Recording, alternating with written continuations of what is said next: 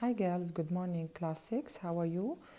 Today we're gonna continue our story in the collection book Black Ships Before Troy, the story of the Iliad.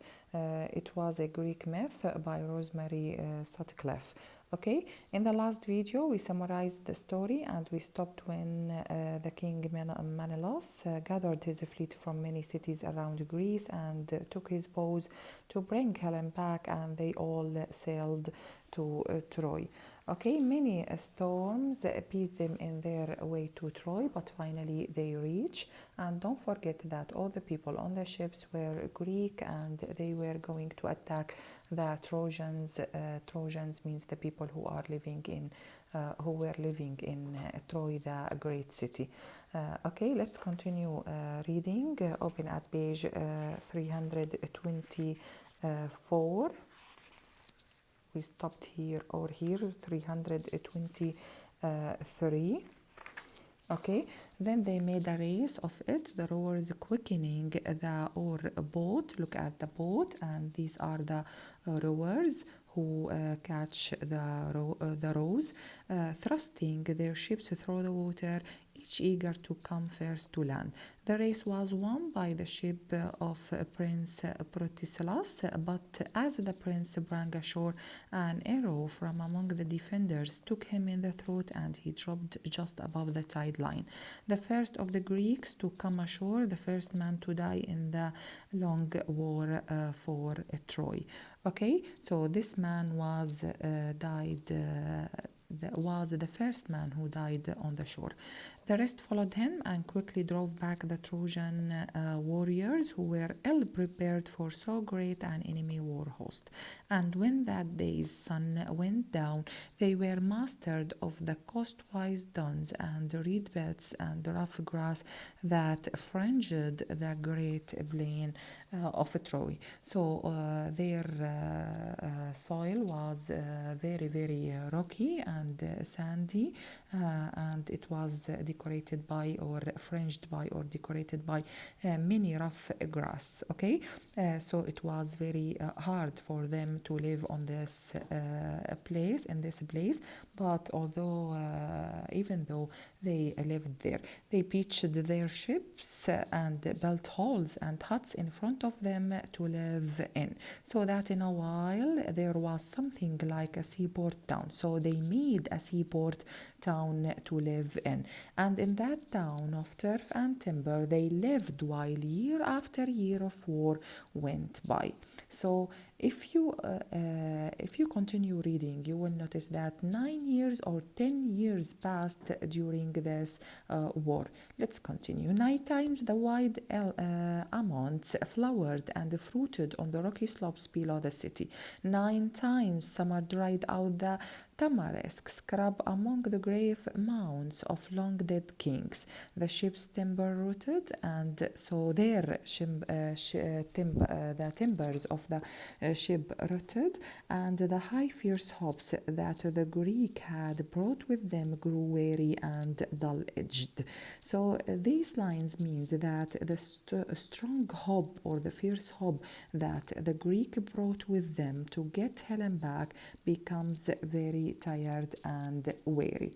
Okay, they didn't seek to dig trenches around the city nor to keep watch on the roads by which supplies and fighting men of allied countries might come in, nor did they try to break down the gates or scale the high walls. And the Trojans, ruled by the old king and the council of old men, remained for the most part within their city walls. So the two parties, or the Greek and the Trojans, didn't fight face to face, okay, or came out to skirmish only a little way outside them, though Hector, their war leader and foremost among the king's son, would have attacked and stormed the Greek camp if he had had his will. Of course, he is very, very strong. Their king was very strong, and if he wanted, he would have attacked and stormed the Greek camp, but he didn't do do this. Okay, but there were, okay, in this paragraph, line 341, highlight siege, okay, and here is the meaning aside, okay, military operation, Tion, operation in which enemy forces surround a town, cutting off the supplies. Supplies mean cutting off all the food and the water from the city, okay. Continue 351, line 351, but there were other lesser cities along the coast that were easier prey, and the men of the black ships raided these and drove off their cattle for food and their horses for the chariots. Chariots mean two-wheeled horse-drawn vehicle that they had built, and the fairest of their women for slaves. So the Greek raided many cities or attacked many cities for food and horses and also for chariots and women. So they took the women as slaves. On one of these raids far down the coast, when the almond trees were coming into flower for the 10th time. 10th time means this is the 10th year, okay? Year number 10. They captured and brought back two beautiful maidens. So after raiding one of the cities, they brought back with them two beautiful girls. Their name are Chryses and the Prises among the spoils of war. What the meaning of spoils? Property taken from the losers by the winners of a battle. Okay, Chryses was given to, okay, now open this page. 324. Chryses was given to Agamemnon, who as High King always received the richest of the plunder, while Chryses was awarded to Achilles, who had led the raid. So one for the High King, Agamemnon, and another for Achilles, who had led the raid. What is the meaning of a plunder? It means the raiding or the stealing or okay, the raiding action. Okay, continue. Chryses' father, who was a priest of Apollo, the sun god, followed and came to the Greek camp, begging for his daughter back again and offering much gold for her ransom. Ransom means the money paid for the release of any prisoner. Okay, so he paid a lot of money for his daughter to bring her back. But Agamemnon refused and bade the old man be gone with cruel insults. And there it seems that the thing was ended. But it was not ended. Let's continue. But soon after, fever came upon the Greek camp. So fever again, all the warriors became dizzy and had fever, and many died, and the smoke of the death fires hung day and night along the shore. And in despair, it means loss of hope. In despair, the Greeks begged the soothsayer Calchas, his name is Calchas, to tell them the cause of the evil. And Calchas watched the flight of birds and made patterns in the sand and told them that Apollo, angry on behalf of his priest, was shooting arrows of pestilence. Pestilence means illness. So angry, who was angry? Apollo was very, very angry because of the stealing of that beautiful girl from her father. So he shoot all the men with this illness into the camp from his silver bow, and that his anger would not be cooled until the maiden Chryses was returned to her father. So this soothsayer asked the king to give this girl back to her father. On hearing this, Agamemnon fell into a great rage It means he became very angry. And though the other leaders urged him to release the girl, he swore that if he did so, then he would have pieces out from Achilles' hole in her place. Okay, so if the girl's father took her, he will take the other girl from the Achilles' hole.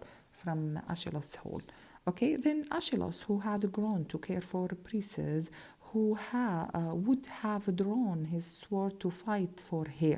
So maybe Achilles loved that girl and he will fight for her. But gray-eyed Athene, who was for the Greeks because Aphrodite was for Paris and the Trojans, put into his mind that no man might fight the high king. So Aphrodite put in his mind, don't fight the high king, and that all manner of evils, from defeat and battle to bad harvests, would come of it if he did. Even so, a bitter quarrel flared between them, though wise old Nestor tried to make peace. So they were fighting, the two kings were fighting for the girl, and this fighting was very, very strong.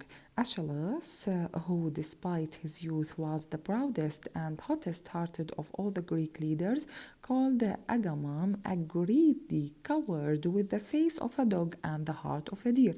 Again, what did Achilles call Agamemnon? Okay, what do you think? He called him a greedy coward with the face of a dog and the heart of a deer. Okay, this is line 390. 391, it is a small part you play in the fighting, but you take other men's prizes from them when the fighting is over, robbing them of the reward and the honor that is rightfully theirs, for this one reason, that you have the power to do it because you are the high king. Yeah, it means yani if you are the high king, why you take or robbed the honor of the others? I am the high king, agreed Agamemnon, his face blackening as though a storm cloud gathered over it. I have the power, even as you say, and let you not forget it. Also, as High King, I have the right, and let you not forget that either, you who are no more than a prince among other princes. Okay, so he was the prince. The quarrel, again, continue, 325. The quarrel roared on despite all that the other leaders could do to stop it, and in the end it was Achilles who had the final word.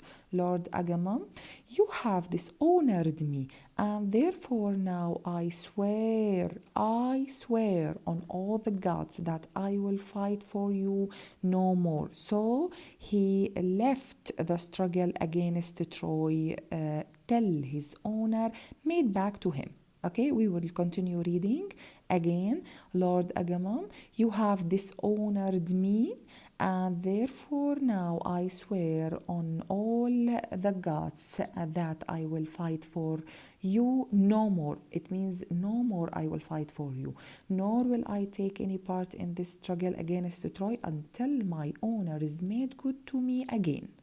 And he strode out from the council gathering and went back to his own part of the camp, his own hall and his own black ships, and all the men of his own country with him. So Achilles left the struggle against Troy and took all his men and ships back to the Greece and leave, and he left the high king. Okay, then Agamemnon, continue reading. Then Agamemnon, in a black and silent rage, caused Chryses to be put in one of his ships and cattle with her for a sacrifice to Apollo, and ordered Odysseus to take command of the ship and return the girl to her father.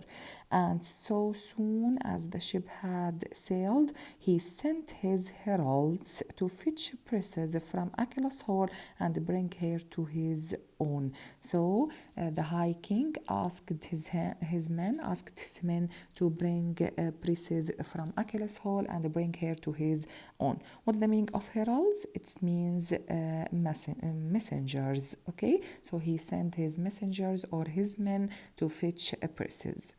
Continue. Achilles made no more attempt to resist and stood by as though turned to stone, while the girl was led weeping away. So the girl was very, very crying and sad because Achilles left her to go. But when she was gone, he went down to the cold seashore and flung himself down upon the tide line and wept his heart away. So after she went or she left him, he was also very sad and he wept his heart away. And his mother, Thetis of the silver feet, heard the voice of his furious grief from her home in the crystal palaces of the sea. And she came up through the waters like a sea mist rising, no one seeing her except her son. So Achilles' mother heard his voice and his sadness. Okay, she felt his sadness and she came through the waters like a sea mist rising, no one seeing her except her son. And she sat down beside him and stroked his hair and his bowed shoulders and said, "What bitter grief is this? Tell me the darkness that is in your heart." So she asks him why he was weeping. So shockingly, it means difficulty in breathing. He can't breathe.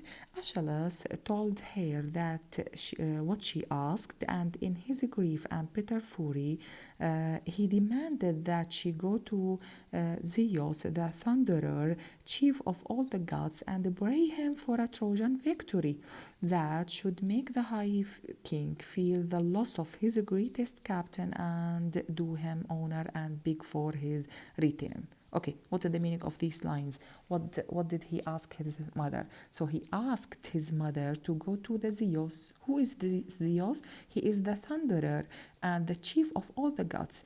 Go, he asked his mother, please, mother, go to this Zeus and pray him for a Trojan victory. So please ask him to give the Trojans their victory or to win the battles, okay? That should make and this will make the high king feel the loss of his greatest captain. Okay, Thetis promised that, so the mother promised that she would do as he asked, but it couldn't be done at once, for the father of the gods was absent because this Zeus was absent about some matter in the farmost part of his world, and it must wait for his return to Olympus. So the mother should wait for him to come back to Olympus. Okay, Olympus, this is a city or a country. So for 12 days, Achilles remained by his ships. So he was remaining or keeping himself alone in his ships, waiting and brooding on his wrongs. Brooding means worrying on his wrongs. And Odysseus, having returned Chryses to her father, now Odysseus bring Chryses to her father with the proper sacrifices and the prayers and the purification, came again to the ship strand with the promise that Apollo no longer set against them and had lifted the plague curse away. So after giving this girl to her father, the plague or the illness vanished. Okay, but still priests wept in the hall of the high king, and Achilles sat among his ships, nursing his anger as though it were a red rose in his breast. Okay, breast. Okay, girls. Now it's finished, but this is not the final end or the final paragraph here. You can attend a movie for this story because it is not finished.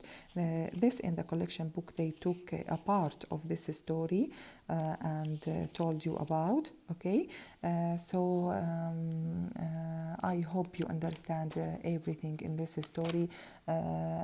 If you don't understand anything or you have any inquiry, please text me on Class Dojo. I will answer everything or every doubt you answering about. Okay, have a nice day. Goodbye, girls.